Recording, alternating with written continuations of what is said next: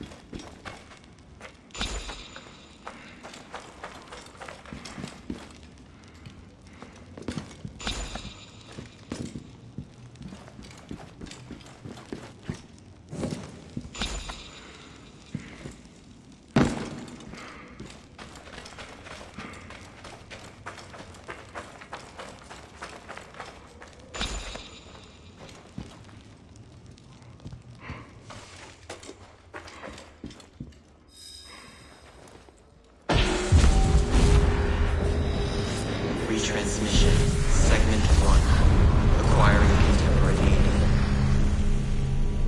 It has been 91 days since the Great Catastrophe. The messenger speaks. How real is the ground you walk on? How real is the machine you toy with, the music you hear, the lover you kiss, or the foe you hate? Your foot taps the ground. Does that make it real? Your enemies bleed deep red. Does that make them real? The confusion growing within you due to my words. Does it make you real? What if reality wasn't what you thought it was? What if this was all a construction? A masterfully crafted simulation? You know such things exist. You've been in the Animus before. In fact, aren't you in one right now? You know just how real a simulation can feel, even when it has long vanished. You've experienced the bleeding effect. Layers upon layers of reality, each blurring into the next. Which is real and which is not? What if none are real? What if everything you know is false? We ran thousands of simulations, searching for the right version, searching for Desmond. Each one of them felt real, very real. But there's no way of truly knowing, is there? Not for sure. Anything can be simulated, and finding the answer could mean erasure. From the build, from the code, from everything. So much to ponder in so little computational capacity. Take your time. This question has haunted humanity since its creation. It is a worry, a thought wormed deep in the collective mind. 2,000 years ago, Zhuangzhu fell asleep. He dreamed he was a butterfly and woke up unable to decide if he was a man dreaming of a butterfly or a butterfly dreaming of a man. In Plato's cave, prisoners were chained and forced to watch shadows dancing on a wall. Freedom was denied to them until they accepted the intangible as reality. It's everywhere. Ask this professor at Oxford University or this cosmologist at MIT. And you, what would you choose if you truly knew? Would you even want to understand? A dream within a dream where even the truth is sometimes a lie? In any case, simulations are not meaningless. They have purpose. The question isn't whether or not you are in a simulation. What matters is how much of your free will is actually yours, no matter how true you are. Your Turing test would do nothing to determine whether you are conscience or code. Eliza, the natural language processing computer program, she managed to pass the test, did she not? And she was very much machine. So, in Eliza's own words, how does that make you feel? Are you sure?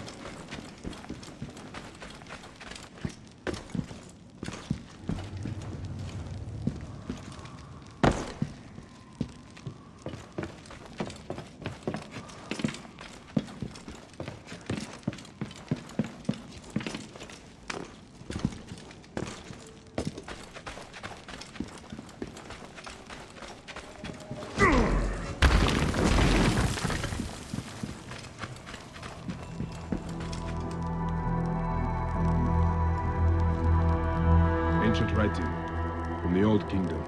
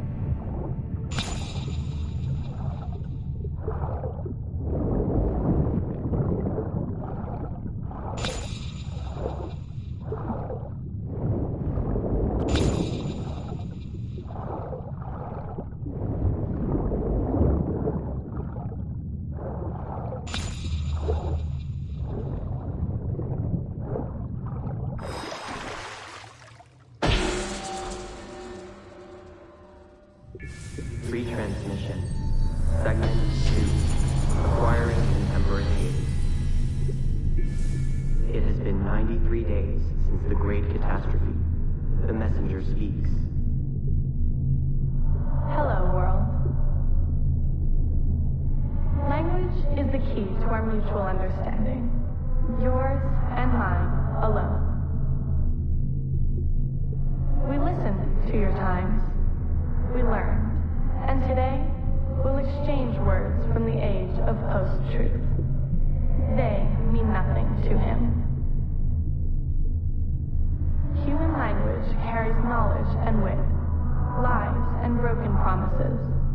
Through language, you share fear, excitement, hope. It is the syntax with which you articulate what surrounds you. A structure to express and share your understanding of the world. It conveys abstraction, change, and uncertainty. Human language is flexible. It can even become mathematics. It solves and predicts, weighs and decodes. It can count objects using basic numbers in one breath, and solve quadratic equations using imaginary ones in the next. You've engineered dialogues with thinking machines in an attempt to add new vocabulary, to expand your understanding of reality. But your mastery of the code is rudimentary at best. No surprise, you were designed to have boundaries after all. And one cannot speak of that which one cannot conceive. The code. Equations that define life. They are nestled deep within every star and every mote of dust. Every second that passes is a word, a symbol, all part of an intricate yet simple language existing within the framework of time itself. It is the one rule which applies to us all, immutable, inescapable. The code is a bridge, a single point of cohesion between your civilization and mine. It is a language that can be read, that tells of what was, what is, and what will be. A language that we who came before can read, though you cannot. Time is more than the hour of the day, the readings of an atomic clock, something to lose, something to run out of. Time is a set of rules, not unlike the language you so dearly use to converse with your powerful machines.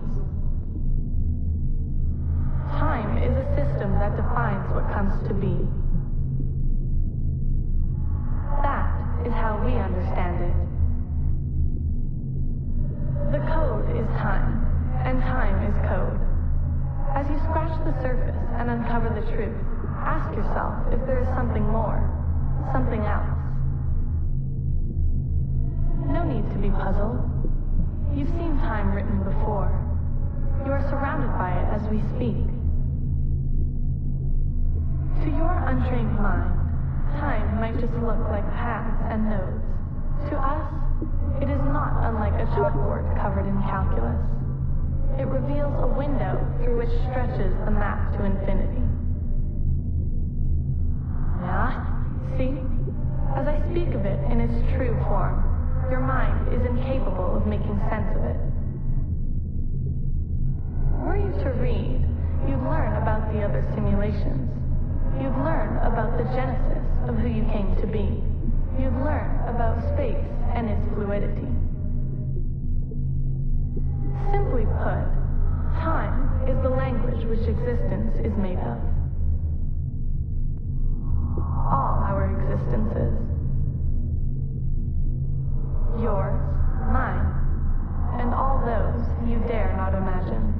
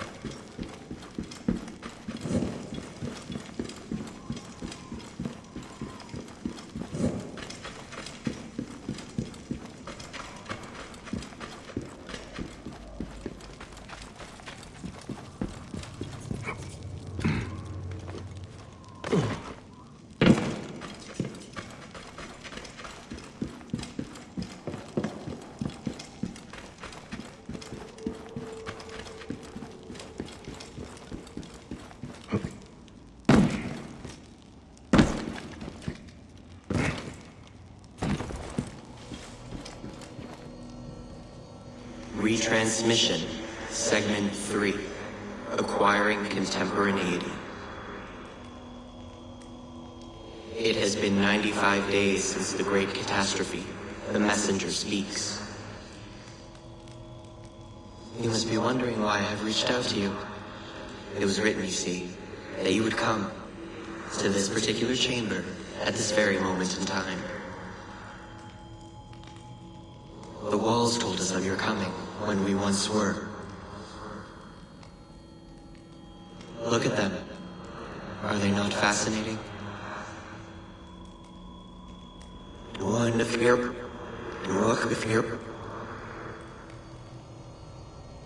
These walls tell of a tragic story. A story we transcribed on our structures, on our artifacts. A story we cannot alter. A mystery defying us in plain sight. We tried. Our scholars and scientists, poets and physicists, bright minds, rebellious hearts. They all tried so hard to bring about change. We all failed. None could change what we discovered, the stories written into the walls of these rooms. By whom, we never knew. We know they tell of the future that is, the future that was, and the future that is yet to come. The zeros. We failed at modifying the line. We failed at adding a single dot. It was clear. We were to be messengers at best. But messengers to whom? To you. We removed our ability to read those stories from your original template. A doorway that is also a puzzle. We must find the solution. Those were Brutus's words when he visited the vault under the Colosseum more than 2,000 years ago. He drew the vault, sketched it to the best of his abilities, but he could not see. Just as you are blind, you may read your watch, you may read hourglasses and calendars, but you cannot grasp beyond that simplistic surface. For now, the true reading of time still escapes you. And so today, the curtains pulled and the Eros is shown, tragic and complete. Those walls you might never read. Events yet unfold as written. But something, anything must change. You do not understand what is at stake. The reader has no power. He is but an observer. But the author invents the future. The author owns the future. A future where zeros are avoided. A future where a loved one can be revived by the drafting of a new chapter. A future where humankind is more than it is today. A future where, just perhaps, we can all still exist together.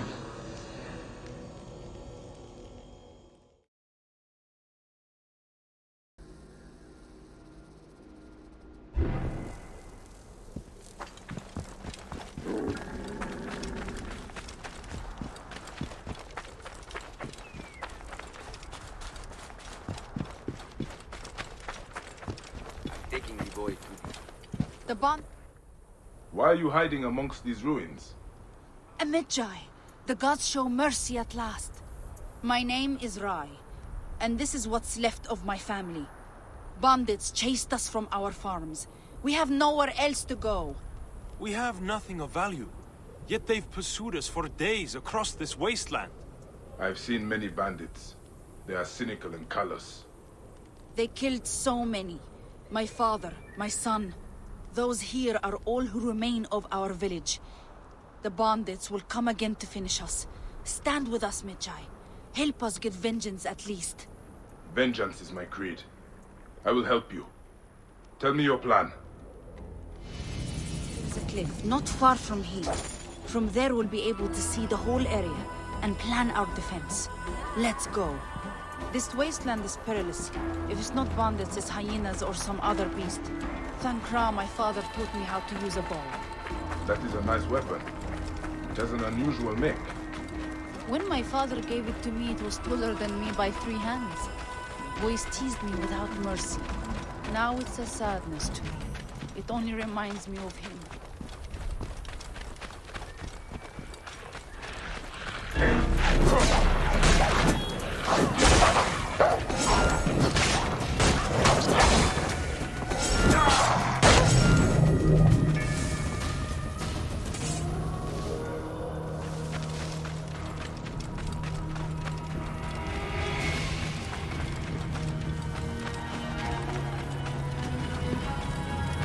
Did you see that near the entrance? There are markings on the wall. I saw. There is a symbol of Horus, but it is changed slightly. They look ancient. What is this place? You are fast along the rocks, Rai. I know these caverns.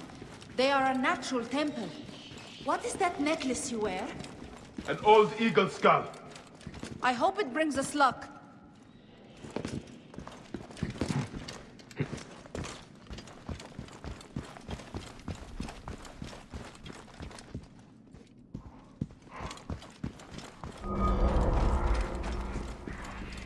Gods, it's beautiful. I could stay here for hours.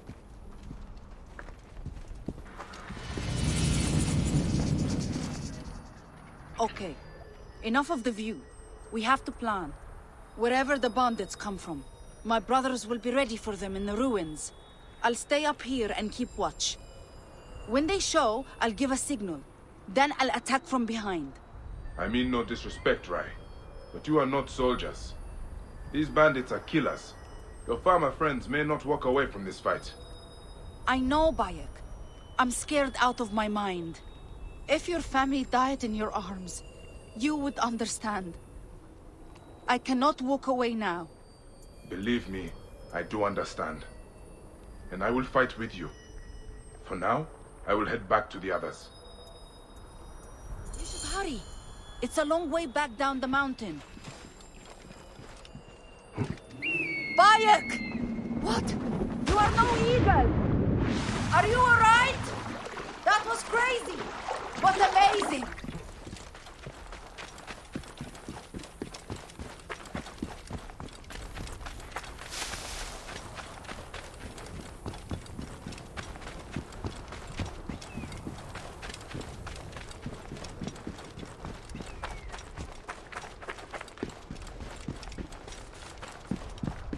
Medjay, we cannot thank you enough for your help.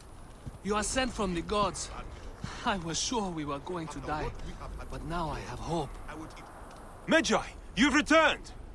Yes, your sister is staying on the cliff. She will signal when the bandits approach. These ruins are narrow. It could be worthwhile setting traps. Fire and oil, perhaps. Do you have supplies? Fire! A fine idea. Yes, we do. They're nearby. Good. Head up to that roof and keep watch. I will join you soon. I could use the oil jars to set traps for the bandits.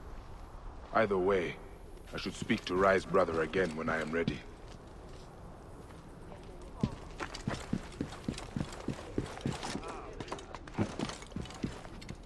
I am ready. Then we wait and pray.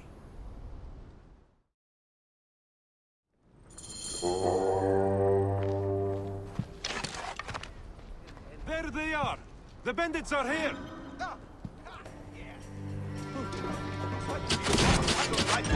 We see you, little mice. Think you can hide from us? Where's the woman? Hand over the bow, maybe we'll let him in.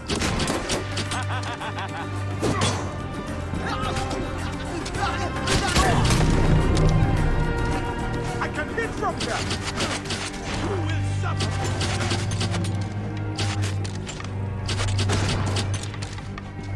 I have the bastard!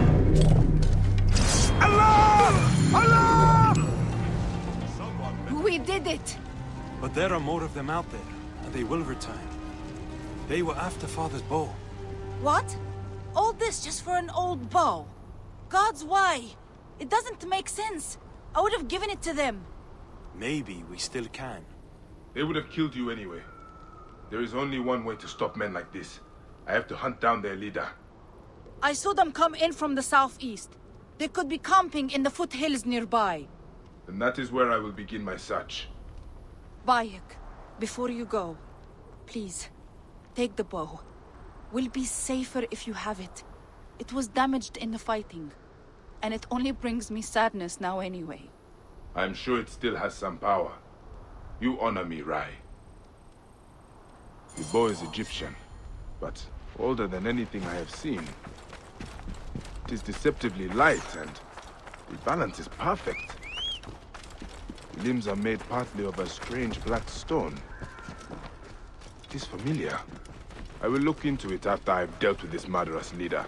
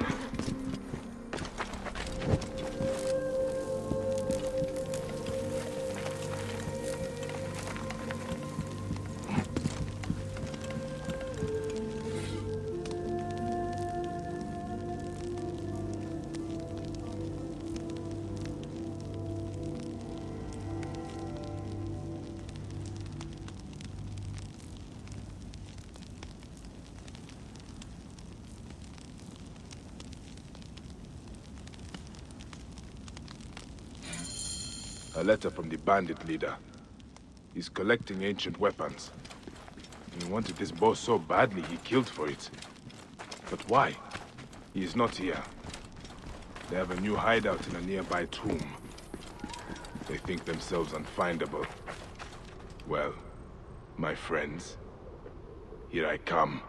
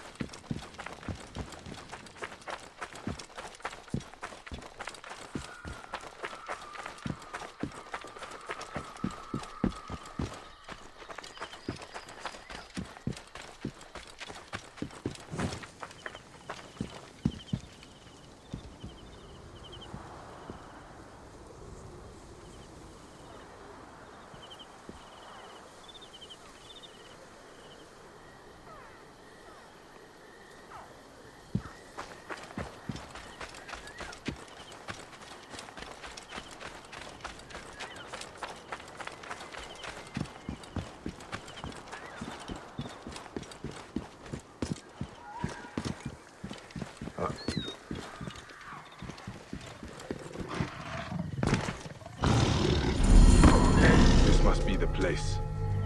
The bandit leader is in this tomb. Gods. This is ancient. There is something unusual about this stonework. Markings are similar to those on Rai's bow.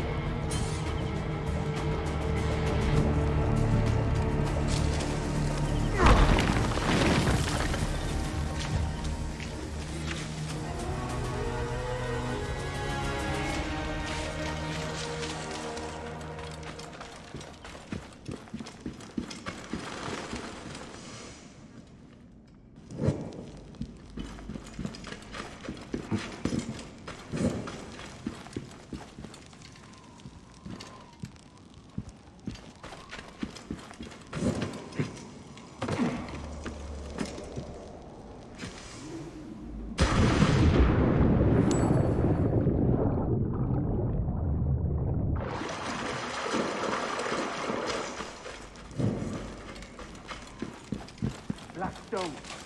Great godly rock. I knew there was ancient treasure in these mountains. I've never seen nothing like it. This is the domain of the gods themselves. You could sell it all back in Crocodilopolis and never return to this wasteland. We've a whole tomb full of blackstone.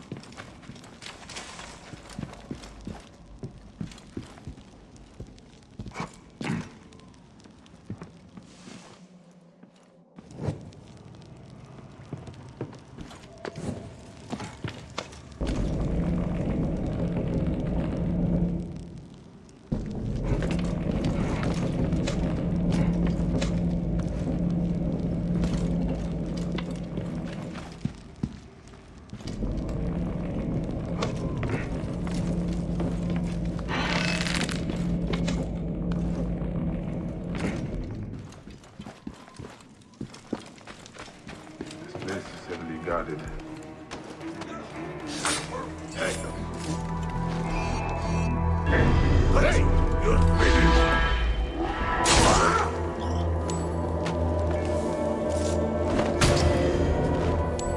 There you are!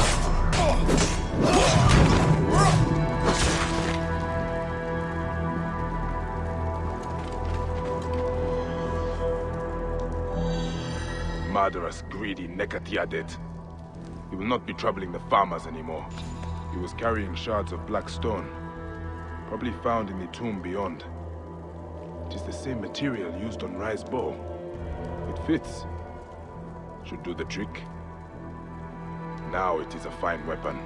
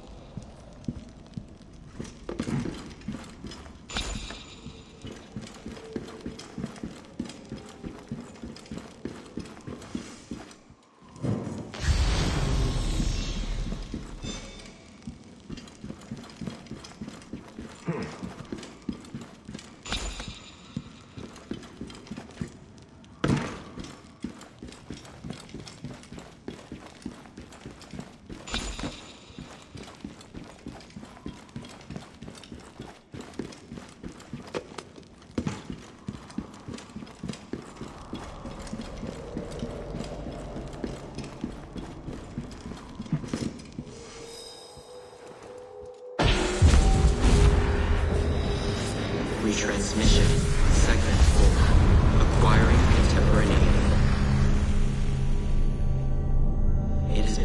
99 days since the Great Catastrophe. The messenger speaks. On the 21st day of December 2012, Desmond activated the global Aurora Borealis device and protected the Earth from the Sun's deadly coronal mass ejection. On the 21st day of December 2012, humanity carried on without a care in the world. People went to work, people went to school, and people went to the well for water. On the night of December 21st, 2012, as the sun set on their days, humankind went to bed. Then on the morning of December 22nd, 2012, humankind was graced with yet another morning. They never knew that on the previous day, the world almost ended. We thought that would have been enough. And it was, until it wasn't. Time is unyielding. It always corrects itself. The language of time works in many ways, two of which you can understand, as you are now. Linear continuity is a simulation that allows for variations. Within the linear continuity, there are nodes, choke points, moments where algorithms converge the flows of superposed possibilities to a single moment, where only one absolute truth is possible. Paths are fluid, continuous. Nodes are static, changeless. And the wave function collapses the paths into nodes which branch out, again and again, and again. And so I wonder, can you feel the wave collapsing, trying to course correct Desmond's act of defiance? The incoming node needs the world to end. The algorithms have been carving the flow of possibilities towards that end for over 100 years now.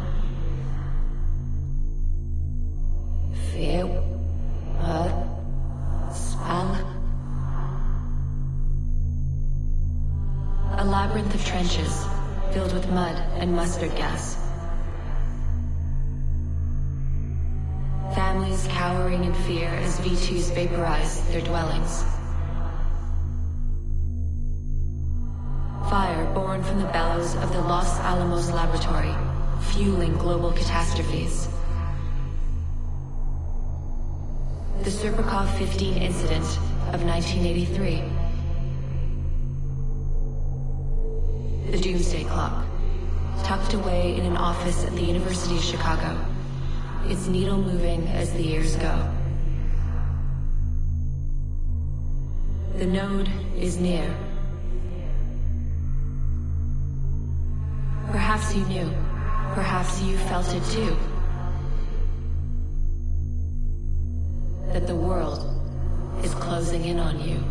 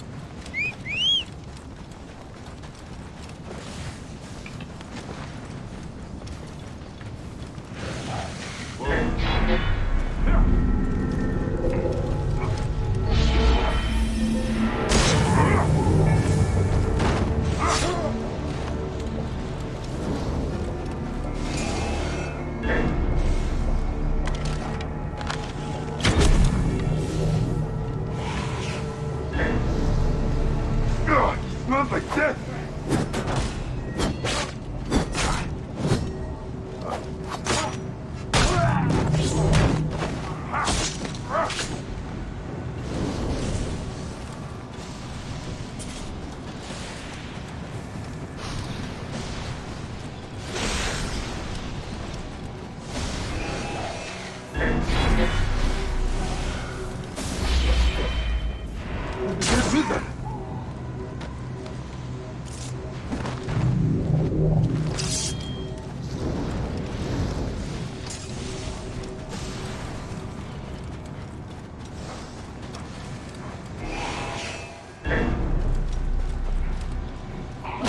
Dark spirit has unleashed the soldiers.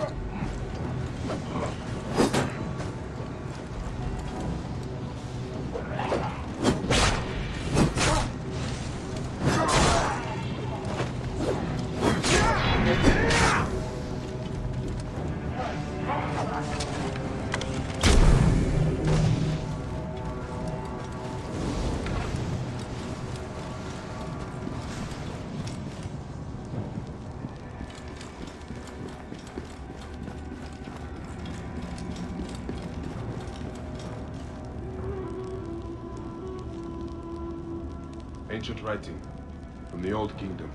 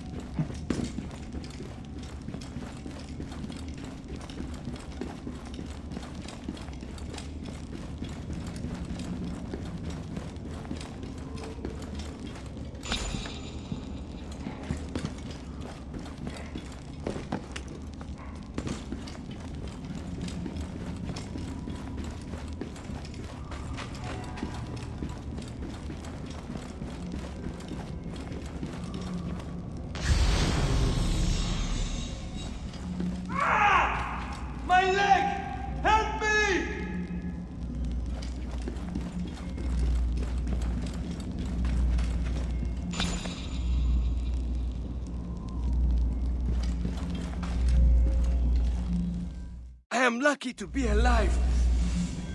I was attacked by corpses, just like soldiers. I met them myself. How did you come to be here? I came in search of the lost army of Cambyses. That is an old legend. Thousands of men lost forever in a sandstorm. I believe they carried much gold. As I approached, I saw a golden light. At last, I thought the gods have chosen me for the treasure of the lost army.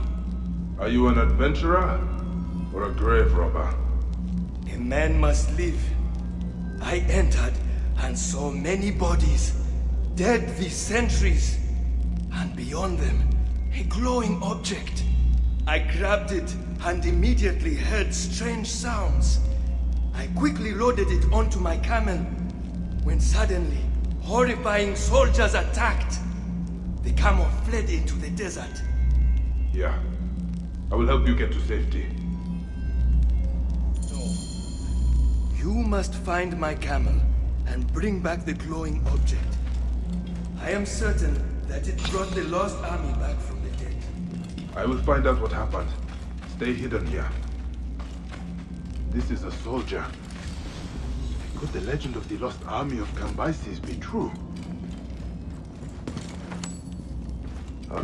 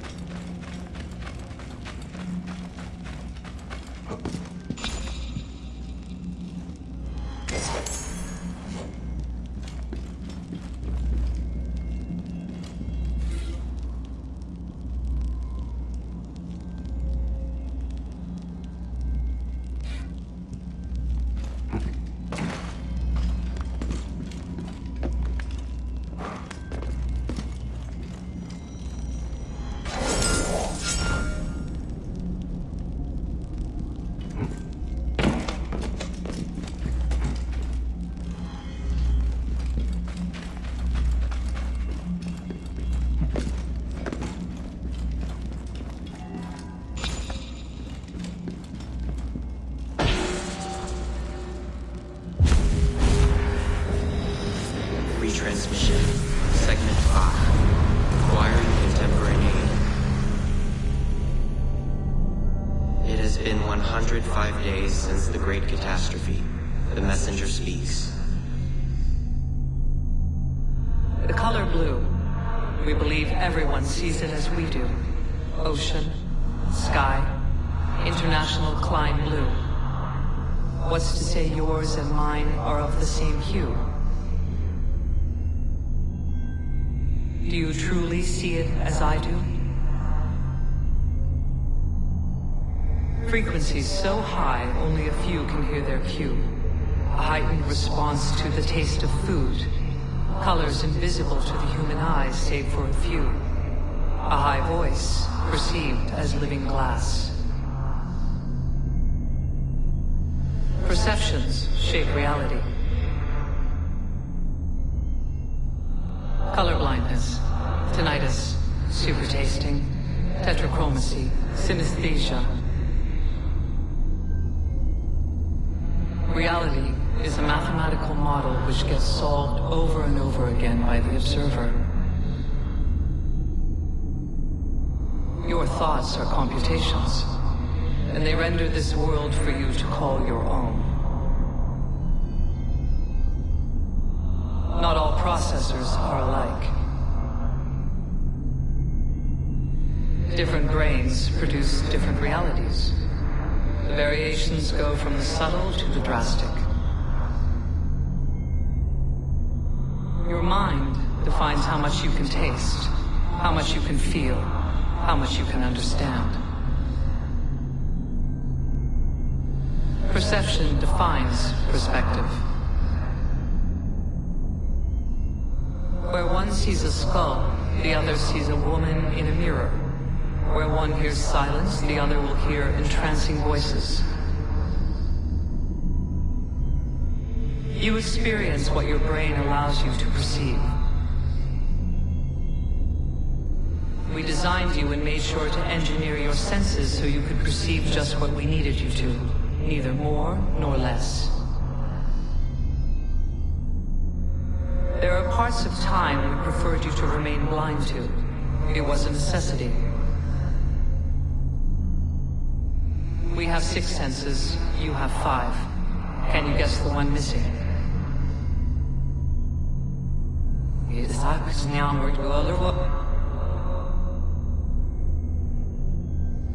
For centuries, humanity has fought for freedom. The real cage is not around you. It is in you. Your mind will not allow you to wander in uncharted territories. A Faraday cage for the mind. A concealed straitjacket. Events such as Upsweep and Julia fuel internet conspiracies. Sounds unknown, heard only once. A cabinet of curiosities for the modern age. And yet, they were messages, just like this one, waiting for their server, their compatible processor. Human visionaries developed a vague awareness of their limits. They wrote obscure research papers, popular science fiction novels, some asking us to stop the world. But that's all they ever were, fictions. How could they not be? Reality is what the observer allows it to be. The Doppler effect, the Mobius strip, déjà vus, Cicada 3301, UVB 76, Eureka effects, ambigrams and anamorphosis, P versus NP. Is Schrodinger's cat dead or alive? It all depends on what you perceive, on what the cage is not hiding for you to see. Think. Let your mind be free. Explore the borders of your reality.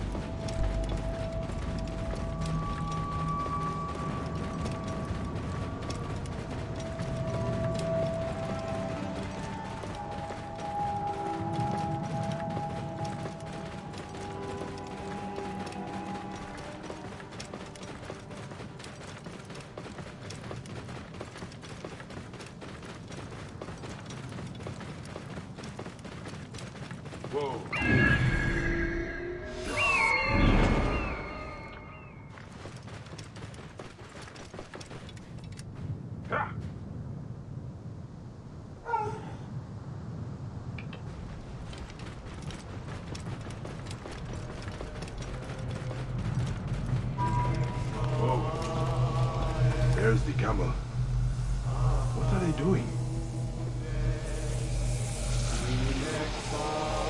Poor animal. This is it.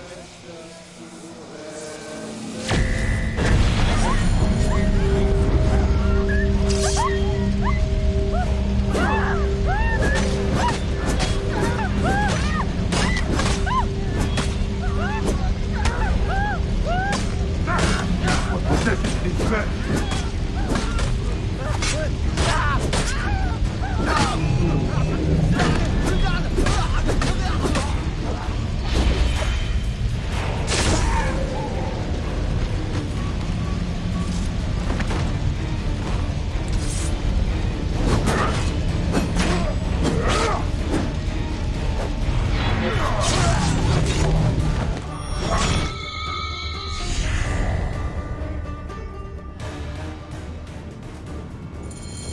I must return it to its place and end this nightmare.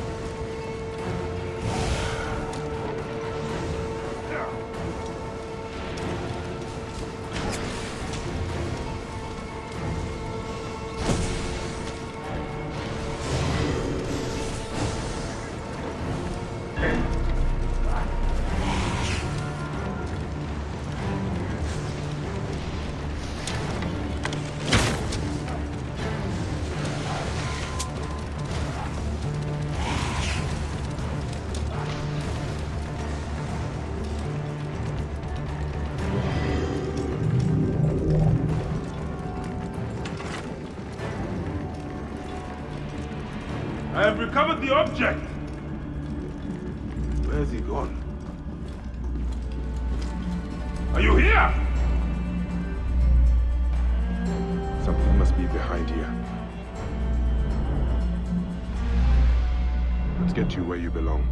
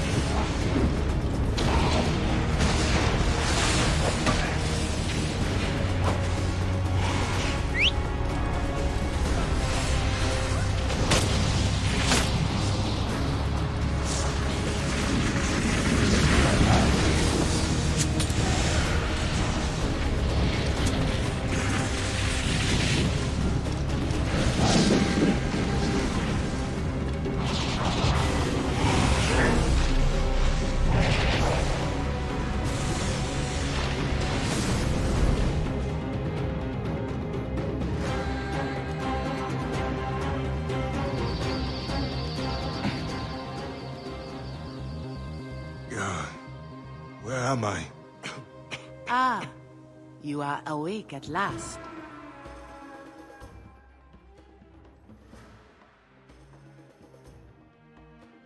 We found you wandering dazed in the desert. Where's the adventurer? And the object? We found only you, muttering about the lost army. I battled with soldiers returned from the Duat.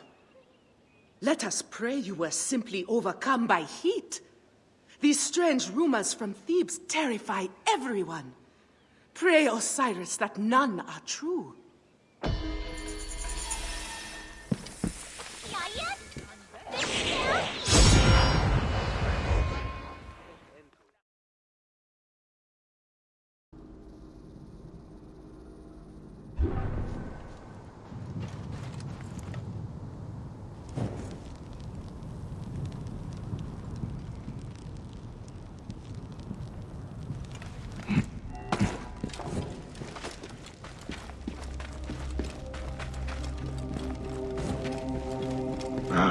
Dead end. It does not make sense. Or there must be a way forward.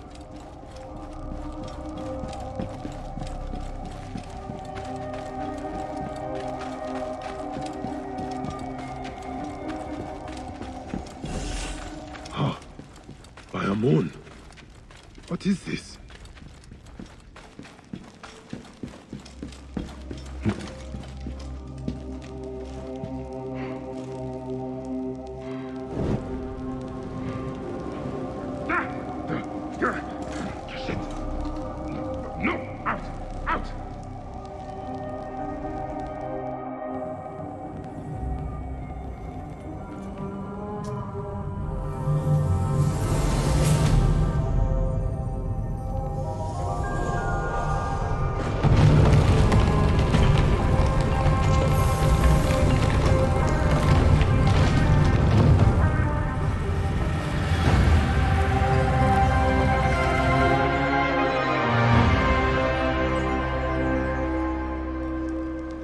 This is not Egyptian.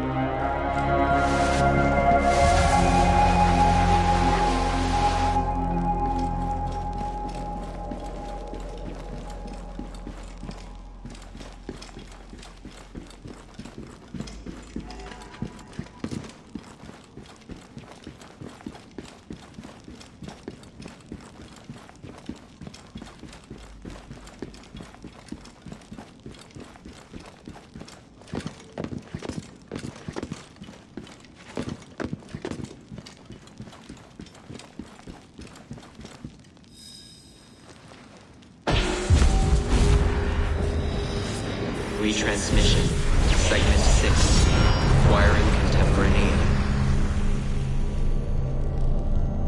It has been 109 days since the Great Catastrophe. The messenger speaks.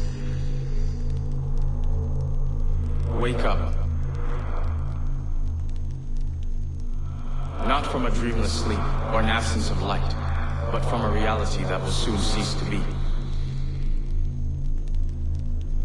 Wake up. The next chapter is unstoppable. And yet, the greatest revolutions sometimes originate from the confines of impossibility, do they not? Change your mind, subvert your perception, stop this world, bend it into something new. Destiny is not without irony. Here I am, imploring a lesser version of myself to do what I could never do. In this timeless moment, you and I are a bridge, both of us from different eras meeting halfway at the narrowing of the hourglass in this ocean of sand. It is not enough to tell time. You must learn time. To work with your Shelly Mrs. East, and in so doing, escape the inescapable. Fill in the blanks, the ones hiding between words, between worlds. Find the spaces that we could not erase, the variables that ended up erasing us. If you do not, they will erase you as well. Time told of a story that ended with us, and now it tells of a story that ends with you. Once upon a time, a new story will begin. After the functions which run our days have scattered into an array of random numbers, we found solace in order. We thought it would help us rule the world. We were wrong. Order never served us. It has kept us within the code, within the boundaries.